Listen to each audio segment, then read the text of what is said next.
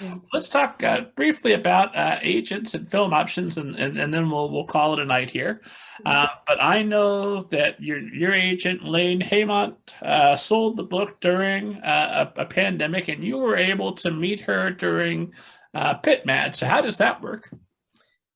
So I've had many agents. I'm very open about this because I sometimes feel like there is a heavy veil in the publishing world and people don't really understand how hard it is or what goes on behind the scenes. So I have had 4 agents, okay? And I want to be open about that experience because I think a lot of struggling writers out there may believe that, I just get this agent and I have accomplished my goal and it's all over and it's all going to be sunshine and roses and everything's great. And hopefully it will be sunshine and roses, but it doesn't mean that one agent is the one that's going to stick with you for your whole career. Maybe it will, and like there are authors who had that experience and that's lovely for them, but I also know plenty of authors who have 3 or 4 agents like myself. So for me, I signed with my first agent. I had queried for only 2 weeks. I got super duper lucky. I got an agent in a big New York City agency, and she tried to sell 2 books for me and was unable to sell them. So Amor and Summer Secrets is actually the 3rd book I ever wrote, but the first one to sell to a publisher. And that sold to Kensington in the 3-book deal. So I was super excited and I really liked her. We became really good friends. We were about the same age and a lot of our relationship was very friendly. But ultimately, she ended up leaving agenting, and I had to go out and find my second agent. And that agent I found through personal connections. At this point, I had written 3 books. So I was able to get some referrals. I only queried, I think, 5 people, and one of them offered representation. I worked with that agent for about 2 years. She was trying to sell Proof of Lies, which she wasn't able to sell at the time. That was the first book in my spy thriller trilogy. So we parted ways after this book didn't sell, and I had come up with some other ideas that weren't gelling with her. So then I had kids and I kind of took a break for a while. I had been writing Proof of Lies for about 7 years all told. I think I started it when I was with my first agent. She had tried to pitch it unsuccessfully. Then my second agent tried to sell it. Then I take a break when I have kids. I decide I want to get back into writing. And I'm like, I'm going to try to write this book again. Like, I'm going to try to write Anastasia Phoenix. That's the main character's name. I'm going to try to write it again. I mean, I think even my husband thought I was crazy. My mom probably thought I was crazy, but I really believed in the story. And I needed to find another agent, but I was kind of jaded at this point. I had, been through the ringer. I only queried one agent. She had been my first agent's assistant. She was her intern. And now she was an agent in her own right. She remembered what became Proof of Lies, and she took me on to try to sell this book, even knowing its very lengthy history of agents and rejection. She took it on. We revised it together, and she did end up selling it. So she sold it to Entangled in a 3-book deal. So these books came out in 2017, 18, and 19. But in 2019, when the run up to the last book, which is called End of the Lie, was happening, I started thinking about like what's going to be next, what's coming after Anastasia Phoenix. So I started pitching her different ideas and she didn't like any of them. I thought maybe I'd go back to contemporary romance. Nope, she didn't like that idea. And then I, pitched a thriller idea. She didn't like that. So then I came up with the idea of what became Small Town Monsters. I watched The Conjuring. I had that experience. I dreamed up Vera. I wrote about 30 pages and she still wasn't feeling it. And so at that point, you hit this point where you and the agent are just not gelling creatively anymore. And I felt like I was writing for an audience of one. And she saw it too, and we ended up splitting ways. And that was a really hard breakup. Of the 3, that was the most difficult one because she did know me as a baby author, but she was that intern in the very beginning, and I thought she was going to be with me until the bitter end.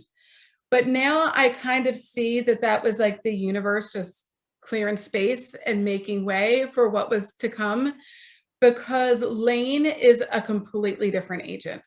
So I basically buckled down. I parted ways with this agent. I was obviously I had doubts because she wasn't feeling what became Small Town Monsters, but I had enough belief in myself. I had enough conviction in myself to stick with it. I thought I had a really good idea. So I locked myself in my guest room because, like I said, it was a pandemic, and I wrote this book in about 3 months and decided to go back out there. And this time around, I did not go to any connections. I did not go to other authors. I decided to really target this search based on authors who represented horror and authors who I really respected and authors who I thought were going to take my career to the next level. So both of my previous trilogies have been published by independent presses, and they were great, and they got me published, and they were distributed through Barnes & Noble, and it was a great experience, but I wanted to get to the big five. I felt like I did my dues. I'd put in those 6 books, and I wanted to see if the grass was greener. I wanted to get to the next level. And I had never sold any sub rights to any of those 6 books, not film rights, not foreign rights, nothing. I didn't even have an audiobook of any of those. So I started querying, and it was probably in the summer when things are a little bit slower. Maybe I send out about a dozen queries, and then I log on and I see that Pit Mad is happening, which, if you don't know, Pit Mad stands for Pitch Madness. It's actually an offshoot of author Brenda Drake's Pitch Wars, which is a really great program for an author who may be looking for a mentor. It's a little hard to get into, but you basically, pitch your book and submission, and published authors will take you on as a mentee and hopefully clean your book up and get it ready to go out there and query. Pit Mad is not limited to just those who participated in Pitch Wars. Anybody can log on to Twitter and participate. So I hadn't known it was coming. I just logged on to Twitter and saw it happening. And I thought, might as well give it a shot, So I'm like, I'll throw it. I threw together a tweet, and the first tweet, throwing their phones down as they're listening to you say that. I know. Well, see what happens. So I put the first tweet up. I totally screwed it up because I didn't know I was supposed to put all those other hashtags in it. Like, I only put hashtag PitMad. I didn't know I was supposed to put like hashtag YA, hashtag Latinx, hashtag horror. So the first one I didn't get like any feedback on. And then I sent a second one. And even still, I think I only got 4 likes. So that's 4 agents who liked it. Of those 4, Lane Haymon, he was one of them. All 4 requested the full manuscript. 2 offered representation. So Lane was not the first offer. So I got an offer before him, and she was pretty quick. So she'd only had the book for a couple of weeks. So then I, went out to everybody and told them I had this offer. Lane read pretty quickly after that. So you basically give agents 2 weeks to read your book, which is not a very big window. So they have to be interested, pretty heavily interested. Lane came back and he offered as well. And then the other 2, both were seriously interested. They just said they didn't have the time to read it in the 2 weeks. And if I gave them more time, they might consider it. And at that point, I had looked up Lane, and I knew enough about him that I thought I was leaning that way. And I had 2 phone calls with both of the agents who were interested. And it was interesting. One was just like my first agent. She would have been my best friend. I talked to her for like an hour. Our kids are the same age. She lives in the same town where my husband went to college. I mean, we could have gone and gotten a play date on Saturday and drank a glass of wine. Everything was great. We just socialized. She was Puerto Rican. I mean, we just really connected as like, you could be my best friend. I get on the phone with Lane, and he's a completely different agent. He was super business, and he sold me on my book. Like, he was fired up. He's like, I see this as a movie. I see this as going to these agents. He had a whole pitch and a whole sales experience that I had never had before. Like, this was someone who really looked at the business in a different way and really pumped me up. And he believed that this book was going to do this and this and this. I'm going to do this for you. And it was a whole different energy. And I was like, I'm on my 4th agent. I don't want to do that Oprah thing where you keep dating the same man in a different pair of pants. And I felt like I had the same agent over and over again, these women who I loved and were my best friends and who brought my career to the same place. And I felt like Lane was going to do something different, and he did. I signed with him. He is the agent who helped me do the film option for Proof of Lies. So Proof of Lies has been optioned by a producer. It's out there in the world trying to become hopefully a TV show. And he not only sold Small Town Monsters in a pandemic, but his approach to the sales process was totally different. He not only like went out on submission to editors, he actually pitched this to film agents. So for the first time ever, a film agent wanted to represent me. So my other agents had only pitched it to maybe one film agent that happened to work with their agency. If that person said no, that was it. You know, that it never went any farther than that. So he got me an agent at Gotham, which is a big management, you know, book to film firm in LA. She took it on even though it didn't have a publisher. Okay. But she told me during the phone call, look, I really can't pitch this until it gets a publisher. So this is a pandemic. This sucker is just sitting on people's desks. Nobody's reading anything. And I found that in particular, editors were not jumping to read horror in the middle of a pandemic. Like they wanted to read happy, contemporary, you know, rom-coms, you know, like they wanted something uplifting, not something that was going to bring them even darker. So it sat on my editor's desk, who ended up picking it up for 7 months. She had gotten it in the first round of submissions and hadn't looked at it. One of the reasons she looked at it is because the film agent ended up pitching it to a couple of big Hollywood producers who produce horror movies. And one of them was very interested. Elaine went back, told all the editors this, and all of a sudden we start getting responses.